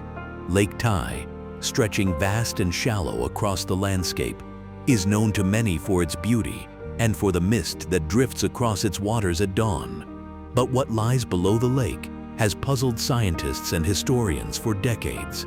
Beneath its silted bedrest, the remains of a colossal stone labyrinth, ruins so immense that they stretch for kilometers, a discovery that challenges the very timeline of human civilization in this region. These submerged structures are known as the Taihu Lake Stones, but in truth, their origin is far from certain, and their story remains one of China's most enduring enigmas. Divers who have descended into Lake Tai describe walls of stone rising from the lakebed, aligned with an almost geometric precision. Some of the blocks are massive, weighing several tons, their surfaces smooth, cut as though by tools, yet weathered by centuries underwater. Corridors seem to extend from the formations, leading into chambers filled with silt. To this day, no one agrees whether they are the remains of an ancient city, a ritual site, or perhaps even something older than recorded history itself. Some researchers argue that these ruins may date back more than 5,000 years, older than many dynasties, and perhaps even older than the Xia, the earliest Chinese civilization described in legend. But without full excavation, their purpose remains hidden, a secret buried beneath the shifting currents of the lake. Legends about Lake Tai have always been rich. Stories speak of a goddess who spilled a jar of pearls across the land, each pearl turning into one of the lake's islands. Others claim the lake was carved by a dragon's tail as it lashed the earth in anger. In some tales, an ancient city was indeed drowned here, punished for its pride. Its people turned to stone beneath the waves. Fishermen still speak of strange lights beneath the water on moonlit nights, flickers of pale green that rise and vanish as if lanterns burn far below. Whether explained by natural gases or something else, the effect deepens the lake's sense of mystery. Standing on its shore, watching mist drift across water that hides entire ruins, you feel the weight of both myth and silence pressing close. Above the surface, Lake Tai is a landscape of contrasts. Its waters feed vast stretches of reeds, where egrets stand silently in the shallows. Carp and shrimp thrive in its ecosystem, while villages on its edges have fished its waters for centuries. Yet the lake also bears scars of modern life, pollution, overfishing, the rush of development. And still beneath it all, the ruins endure, unmoved, unseen, their secrets sealed away in darkness. Perhaps they are protected by the very waters that conceal them, shielded from both exploitation and destruction. Some archaeologists believe that excavating them fully could change our understanding of early Chinese civilization, while others argue they should be left undisturbed, their mystery preserved rather than consumed. What makes Lake Tai's ruins especially compelling is their scale. Unlike the smaller submerged relics found in rivers or coastal bays, these formations suggest planning on a monumental level. Walls that stretch long and straight, arrangements that seem deliberate rather than random. If they were built by human hands, then they belong to a people capable of feats of engineering far ahead of their time. If not, then they stand as one of nature's strangest puzzles, a geological accident so precise that it mimics human intent. Either way, they defy easy explanation. The unseen here lies not only in the water that covers them, but in the unanswered questions that linger with every discovery. As we leave Lake Tai behind, what remains is the image of a vast mirror of water, glowing silver in the morning light, concealing beneath its surface a city, or perhaps a memory of something older than cities themselves. It is a reminder that the unseen does not always lie in distant mountains or remote deserts, but sometimes directly beneath our feet, hidden in the familiar, disguised by the ordinary. Lake Tai whispers that not all mysteries are meant to be solved. Some remain forever suspended between myth and history, their truth drowned, waiting in silence for those willing to listen. Traveling southwest once more, we come to Sichuan Province, a land of deep valleys, raging rivers and mountains that rise like walls between earth and sky. Hidden here, along the banks of the Min River, lies one of China's most enigmatic marvels, an ancient engineering feat that has defied time, the Dujiangyan irrigation system. At first mention, it may sound less mysterious than a cave or a lost city, but to stand here is to realize that mystery is not only in what we do not understand, it is also in what we cannot fully explain, even when it stands before us. Built more than 2,000 years ago, in 256 BCE, without the use of cement or modern machinery, Dujiangyan is still functioning today, guiding waters across plains and valleys with a grace that seems almost supernatural. What makes Dujiangyan so mysterious is not just its age, but its design. Unlike dams that block rivers, Dujiangyan redirects the Min River with a complex system of channels, levees, and spillways. The key feature is the Fishmouth Levee, a split in the river that divides it into two flows, one for irrigation, one for flood control. Further downstream lies the Flying Sand Weir, a channel that automatically flushes out silt, keeping the system balanced without human intervention. Even the Bottleneck Channel, a narrow cut through solid rock, still guides water as it has for millennia. To this day, engineers marvel at how such precision could have been achieved with the tools of the Qin dynasty. How did they know the exact balance to sustain both agriculture and ecology? How could they carve stone so perfectly without explosives or steel? Legend attributes the construction to Li Bing, a governor and engineer, and his son. Stories say that when Li Bing sought to carve the channel through Mount Yulei, he faced not just rock but the wrath of a river god. To appease the deity, rituals were performed and offerings were made. In some versions of the tale, Li Bing defeated a dragon said to dwell in the river, chaining it beneath the waters so that it could no longer bring floods.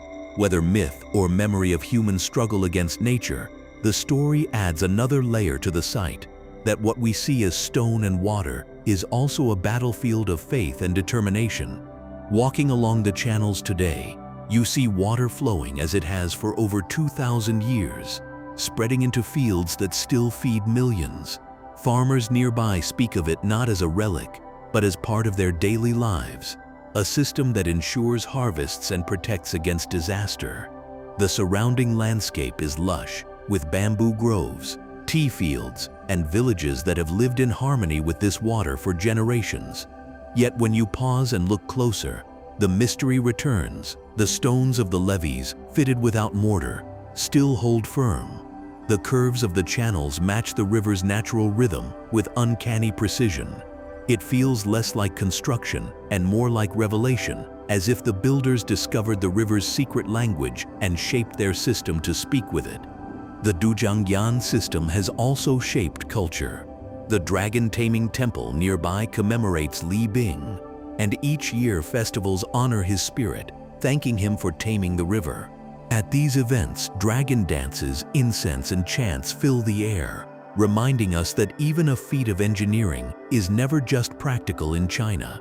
It is also spiritual, woven into myth and ritual. Pilgrims come not just to see water flowing, but to give thanks, to feel connected to the mystery of how human hands and nature could work together so seamlessly. The unseen here lies not only in the system itself, but in the knowledge it represents, knowledge that was never written down in full, passed instead through practice, memory, and perhaps even intuition lost to us now. As we leave Dujiangyan, the impression it leaves is profound. This is not simply a structure of stone and water, but a dialogue across centuries, a conversation between humanity and nature that continues without pause. The mystery here is not buried, not drowned, not hidden in clouds. It is flowing in plain sight, carrying life and history in equal measure. And yet, even as water rushes past, questions remain unanswered. How was it conceived? How was it built? How has it endured? Dujiangyan whispers that some mysteries are not about what is unseen, but about what we take for granted even as it stands before us, eternal, patient, and unbroken. North of Sichuan, where the land rises into high, jagged ridges and valleys shrouded in mist, lies another of China's great enigmas, the Kongtong Mountains. Often overlooked in comparison to more famous ranges, Kongtong holds a unique place in Chinese history and mythology. For Taoists, it is considered one of the most sacred sites in all of China, a mountain not just of stone and forest, but of revelation.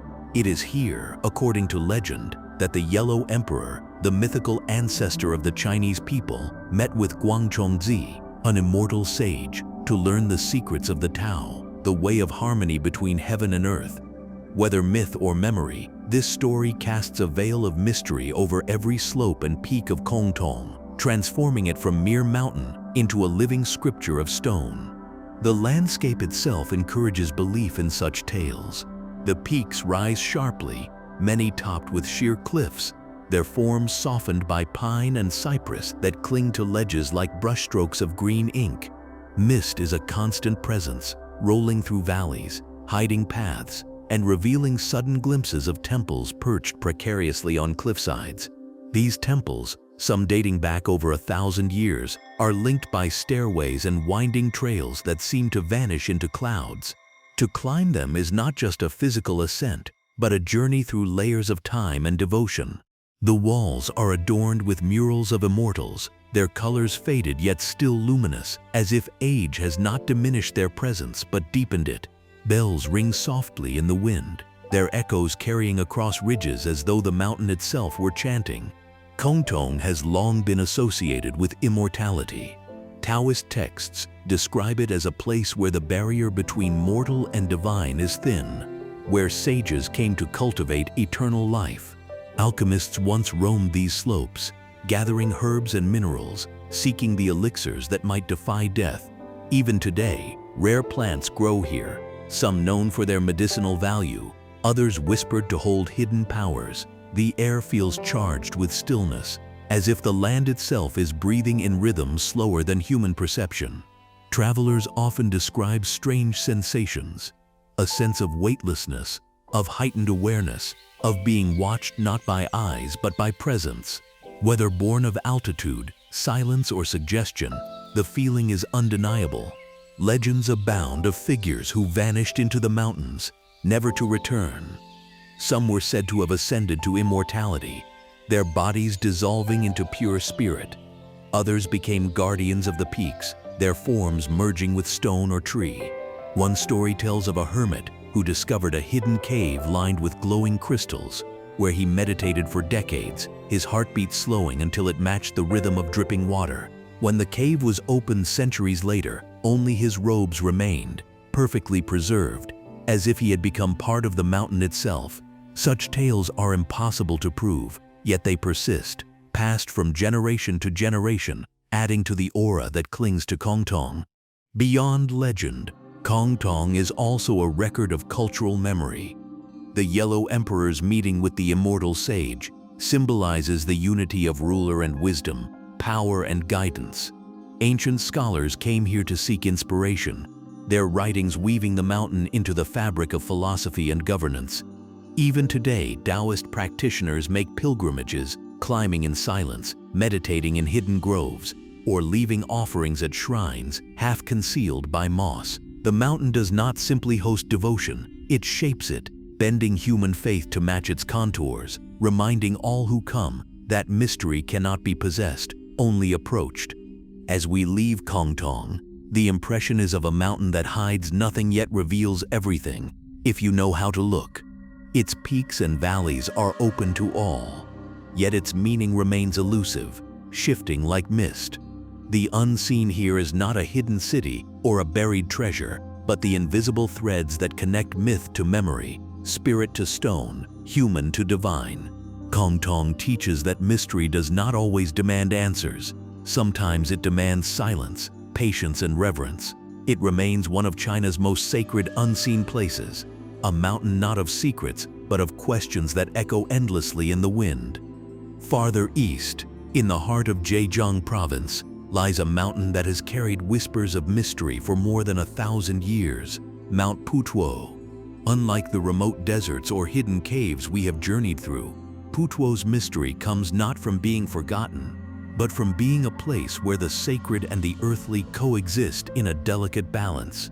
Rising from the East China Sea, it is one of the 4 sacred Buddhist mountains of China, dedicated to Guanyin, the Bodhisattva of compassion. To arrive here is to enter a world where the sound of waves and the tolling of temple bells merge, where incense drifts on sea breezes, and where the line between land and spirit seems impossibly thin.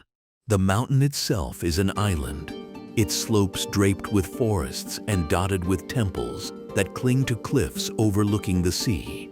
To approach by boat is to see golden roofs gleaming against the green, a vision that seems to float above the horizon. Pilgrims have been coming here for centuries, braving long journeys by sea to bow before Guanyin. Many describe a sense of calm upon arrival, as if the island itself breathes serenity. At dawn, monks chant in unison, their voices carrying across the water, while fishing boats glide past silently, their sails glowing in the first light. In these moments, Putuo feels less like a place on earth and more like a threshold, a bridge between the mortal and the divine. Legends tell that Guanyin herself once appeared here, her figure glowing above the waves to save sailors from storms. Since then, countless stories have been told of miraculous rescues, of ships guided safely to shore by lights that had no earthly source. Fishermen leave offerings at seaside shrines, praying for safe passage, while pilgrims climb stone steps that wind through forests to reach temples hidden in the hills. One such temple, the Puji Temple, is among the largest, its halls echoing with chants and the steady crackle of incense. Yet it is often the smaller, more secluded shrines, half hidden by trees or perched on rocks battered by waves, that feel most mysterious. To stumble upon one while wandering is to feel as though the island itself has chosen to reveal a secret just for you. The sea adds its own layer of mystery. At times, fog rolls in suddenly, enveloping the island in white so dense that even nearby cliffs vanish from sight. Travelers speak of hearing footsteps or whispers in the mist, only to find themselves alone. At night, strange lights sometimes dance across the waves, flickering like lanterns in the distance before disappearing. Explanations range from natural gases to reflections of stars, but pilgrims insist they are signs of Guanyan's presence, reminders that compassion watches even in darkness. Whether one believes or not, standing on a cliff in the silence of such a night, the sight of a single flicker on the sea feels profound, a mystery carried by water and wind. Yet what truly deepens Putuo's unseen quality is the way it absorbs devotion. Pilgrims come with burdens, prayers, and hopes, leaving behind offerings and whispers of longing. Over centuries, these countless acts of faith have left an invisible presence, a weight that fills the air as tangibly as incense. To walk the stone paths is to feel that you are not alone, that generations walk with you, their prayers layered into the very rock. Even for those with no belief, the atmosphere is undeniable, a quiet power that humbles and calms. It is as though the island itself has been shaped not only by tides and storms, but by devotion, its cliffs holding centuries of whispered mysteries. Leaving Mount Putuo, what lingers is the image of golden temples glowing above the sea, of waves crashing below while bells echo faintly across the water. It is a reminder that the unseen does not always lie in hidden valleys or buried ruins, but sometimes in the intangible presence of faith, in the way a place can hold more than stone and water. It can hold memory, devotion, and spirit. Putuo whispers softly that mystery is not only in what we cannot explain, but in what we can feel without words, an unseen presence that lingers long after you leave its shores.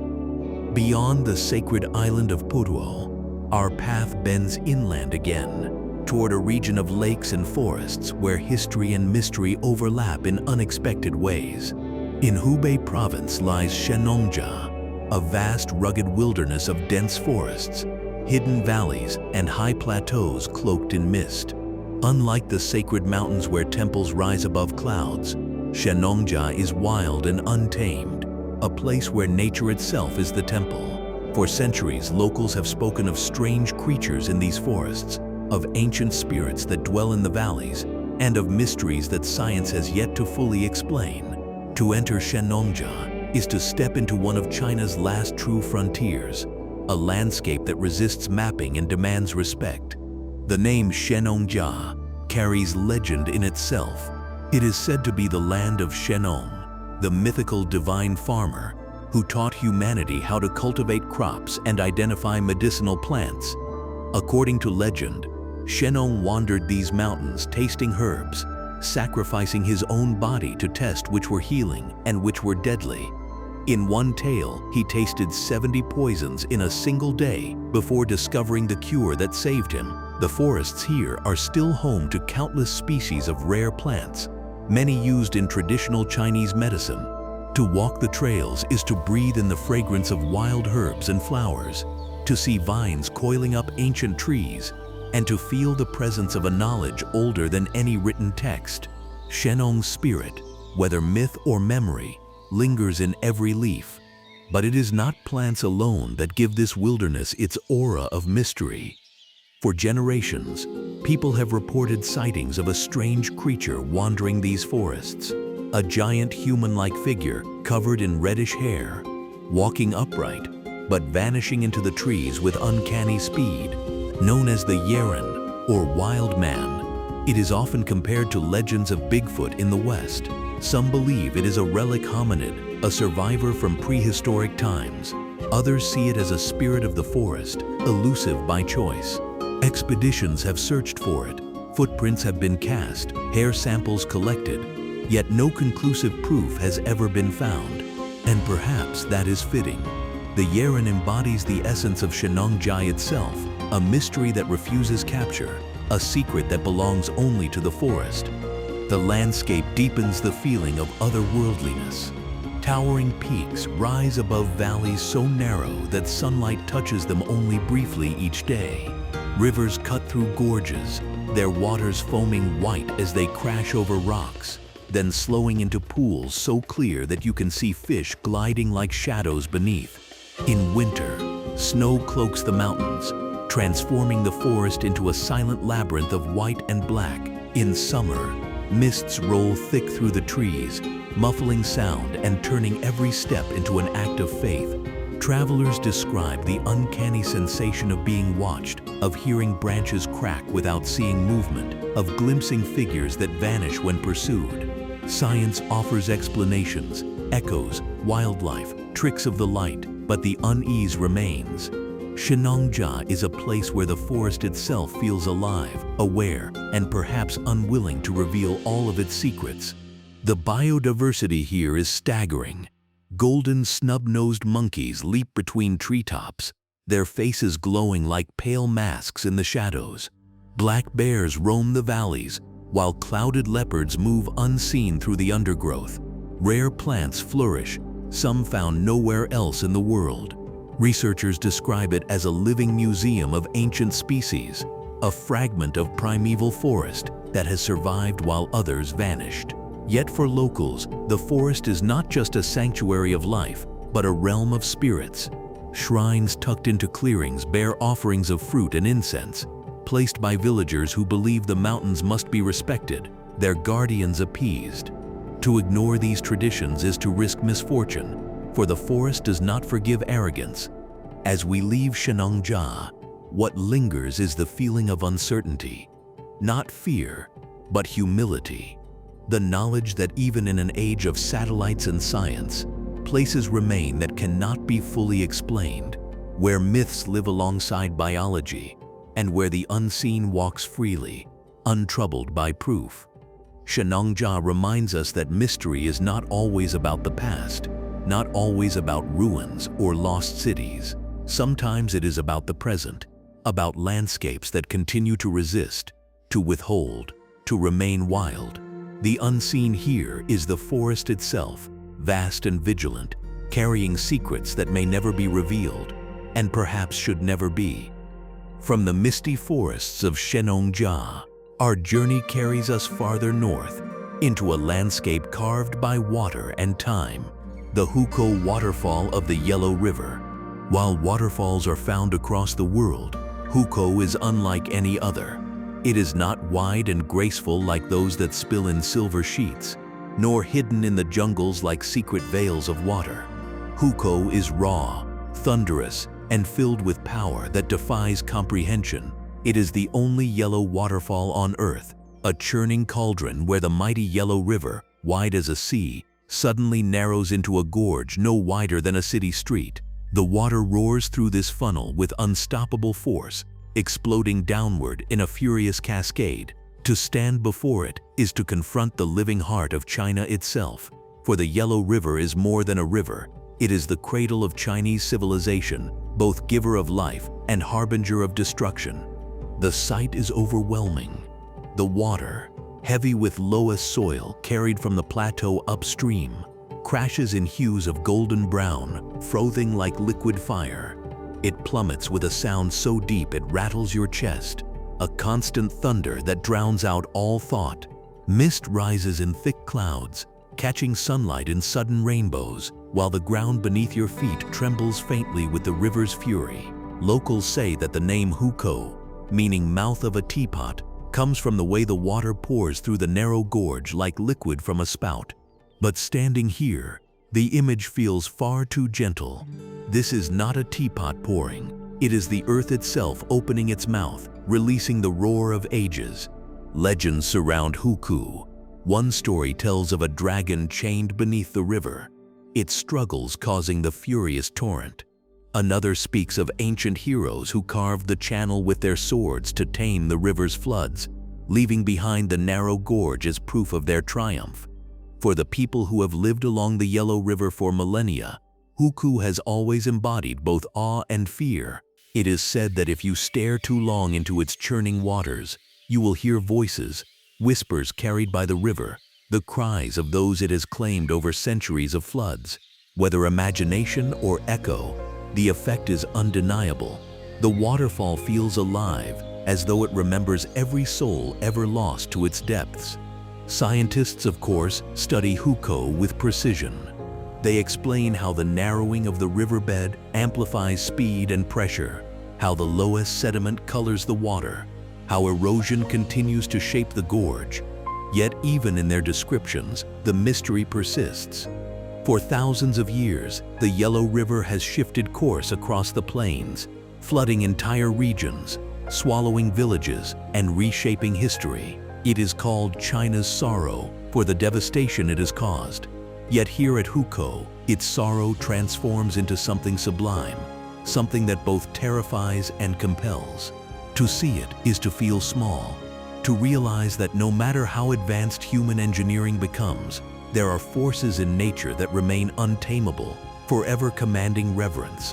What makes Hukou especially mysterious is the way it changes with the seasons. In summer, swollen with rains, the river roars with unstoppable might, filling the gorge until the waterfall spreads wide, as if the entire river has decided to leap at once. In winter, the spray sometimes freezes, forming strange icy sculptures along the cliffs, pillars and arches that gleam in the pale sun, as though spirits have risen from the water and turned to crystal. On rare occasions, the waterfall itself freezes, the raging torrent stilled into silence, a paradox that feels impossible until you see it with your own eyes. These transformations remind us that mystery is not fixed but shifting, always changing with time, light, and season. As we leave Hukou behind, the memory is not just of noise and power, but of presence. The Yellow River is often called the Mother River of China, and here, at its most ferocious, you feel that truth more than anywhere else. The unseen at Hukou lies not beneath the water, but within it, the stories, lives, and histories carried in its endless flow, never fully visible, always hidden within the river's roar. It is a reminder that some mysteries cannot be touched, cannot be held, but only felt in the thunder of water and the trembling of earth beneath your feet. North of the roaring Yellow River, in the remote stretches of Ningxia and Inner Mongolia, lies another hidden wonder that defies simple explanation: the Helan Mountains.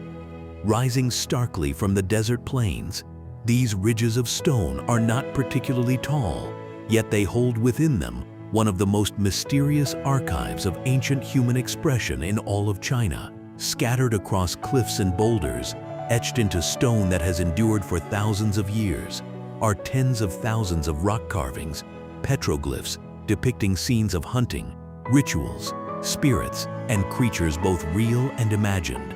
They are whispers from people who lived here long before dynasties rose and fell, long before cities filled the horizon. To walk among them is to stand in the presence of voices that remain vivid even after millennia of silence. The petroglyphs of the Helan Mountains stretch across dozens of valleys, carved into dark stone, weathered smooth by centuries of wind. Some are simple, silhouettes of deer or hunters with bows. Others are intricate, masks with hollow eyes, abstract patterns that resemble constellations, or human figures with horns and wings. Scholars debate their meaning. Were they prayers for successful hunts, records of tribal myths, maps of the sky, or invocations of spirits? No one knows for certain. What is clear is that they were not random. They carry intention, placed carefully in places where the morning sun strikes, or where echoes rebound from cliffs as if amplifying their power. These are not just drawings, they are messages carved deliberately into stone, messages that we can see but not fully read. The atmosphere around the carvings is uncanny. In some valleys, thousands of figures cover the rocks, so many that they seem to form a chorus of stone voices. In others, a single carving stands alone, isolated as though meant for only the mountain itself to witness. Travelers describe the strange quiet here, the sense that the air thickens when you approach the carvings, that the mountain itself remembers the touch of hands that made them. At dusk, when shadows lengthen, the figures seem to shift, deer leaping, spirits rising, masks watching. The unseen lies not only in the meaning we cannot decode, but in the feeling that the carvings still hold energy, still transmit something across time. Legends of the region speak of gods and ancestors who lived in these mountains, leaving marks to guide their descendants. Some say the figures are records of ceremonies where shamans bridged the world of humans and spirits, their chants echoing through the valleys as fires burned under the stars. Others claim that the carvings are a warning, a record of battles with forces we can no longer comprehend. For the nomadic peoples who once roamed these plains, the mountains were more than stone. They were sacred guardians, places where the earth and the sky met, where the invisible world brushed against the visible. Even today, herders passing through leave offerings of food or drink at certain sites, acknowledging the presence of something larger than themselves. Scientists attempt to date the carvings, placing some as far back as 10,000 years. If true, these images may be older than many civilizations we study today, predating written language, yet carrying messages across time through line and symbol. The idea that humans once stood here, gazing at the same ridges, carving their fears, hopes, and beliefs into stone, links us across ages. And yet their exact voices remain out of reach. No translation is possible, no certainty attainable. The Helan Mountains preserve not answers, but questions. Questions etched so deeply into stone that even erosion cannot erase them. As we leave the Helan Mountains, the memory that lingers is of silence filled with presence. The unseen here is not buried or drowned. It stares directly at us, etched into cliffs, challenging us to listen with something deeper than intellect. These mountains remind us that mystery does not only exist in places we cannot reach, but also in messages we can see yet never fully understand. They whisper that humanity has always sought to reach beyond itself, to touch the unseen, leaving behind marks that endure long after voices fade. The Helan carvings remain not as relics, but as living mysteries, questions carved into the earth, waiting in patience, watching every traveler who dares to look. Far to the southwest, where Yunnan's borders brush against Myanmar, lies one of China's most enigmatic regions, the Nujiang Valley. Few outsiders have seen it in its entirety, and for much of history it remained closed off, protected by mountains so steep and rivers so fierce that entry itself was a trial of endurance. The valley takes its name from the New River, a wild and untamed force that carves its way through some of the deepest gorges in the world. It is part of what is known as the Three Parallel Rivers region, where the Nu, the Lancang, and the Jinsha flow side by side for hundreds of kilometers, separated only by mountain ridges, each carving its own path yet never merging. UNESCO calls this region a natural wonder, but for those who live here it is far more. It is a land of spirits, secrets, and stories that linger in every shadow of the cliffs. The landscapes of Nujiang defy description. Mountains rise like walls of stone and green, their peaks often shrouded in drifting mists. Waterfalls plunge in silver ribbons from cliffs hundreds of meters high, their spray visible from afar like smoke signals. Villages cling to slopes so steep that paths seem to vanish into the air, and wooden bridges stretch across ravines with nothing but roaring water beneath. The New River itself is restless, foaming with white water, surging through narrow gorges with a sound that shakes the earth. To stand by its banks is to feel the force of something ancient and unyielding, a reminder that here, nature remains sovereign, indifferent to human desire. Yet within this ferocity, life thrives. The Nujiang Valley is home to dozens of ethnic groups, each with their own traditions, languages, and beliefs. The Lisu, the Nu, and the Drung people have lived here for generations, their songs echoing through the mountains, their festivals marked by dances, fire, and offerings to the river. Many of their legends tie directly to the land. One tale speaks of a dragon that carved the valley with its thrashing tail, its body becoming the river itself, its spirit still dwelling in the rapids. Another tells of hidden caves where ancestors rest, their souls carried upward by the winds that sweep constantly through the gorges. In such stories, the valley is not just a home but a living presence, filled with forces unseen yet deeply felt. Mysteries abound here, not least because of the valley's isolation. Botanists have discovered plants unknown elsewhere, hidden deep in forested slopes where human feet rarely tread. Some carry medicinal properties long used by locals, but only now studied by science. Rare animals dwell here as well. Clouded leopards, red pandas, takins, and birds whose plumage glitters with impossible colors. The forests hum with life, much of it still undocumented, waiting in the shadows. At night, the valley transforms into something even stranger. Locals describe lights drifting above the river, glowing spheres that move against the current, vanishing before they can be followed. Some call them the lanterns of spirits, others see them as signs of ancestors guiding the living. No explanation has ever been proven, and perhaps that is why they endure, flickering mysteries carried by the river's breath. The remoteness of the Nujiang has preserved not only its ecosystems but its way of life. Until recent decades, many villages had no roads, no electricity, relying only on the land and the river. Even now, while change creeps in, much of the valley resists modernization. There is a rhythm here that belongs to another time, measured not by clocks but by seasons, not by machines but by rivers and skies. To enter the valley is to step into this rhythm, to let the pace of the outside world dissolve. And in that slowing, in that silence between rapids and wind, you begin to sense the unseen. It is not hidden behind walls or buried under earth. It flows in the river, breathes in the forests, and lingers in the voices of those who carry its stories. As we leave the Nujiang Valley, the impression that remains is one of resilience, of a land too wild to be tamed, too sacred to be fully known. The unseen here is not a single place or artifact, but the valley itself, a vast and living mystery. It is a reminder that some wonders are not meant to be uncovered, cataloged, or explained. They are meant to be honored, glimpsed only in passing, felt deeply but never possessed. Nujiang whispers this truth in every roar of its river, every mist rising from its peaks, that the world still holds places where mystery endures, untouched and unbroken.